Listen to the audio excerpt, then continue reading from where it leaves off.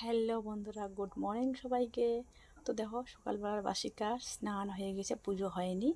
আর সকাল সকাল বানাচ্ছি সুজি। এই দেখো, দাঁড়াও ব্যাক ক্যামেরায় দেখাচ্ছি। এই দেখো, সুজি বানাচ্ছি।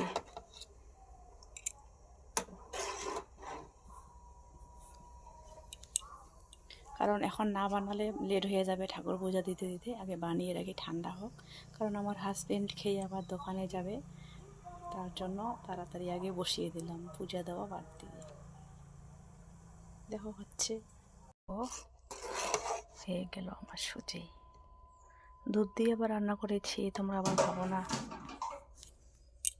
যে জল দিয়ে রান্না করেছি। দুধ দিয়ে, এই যে এখনো দুধ রয়েই গেছে, এই যে দুধ আছে এখনো।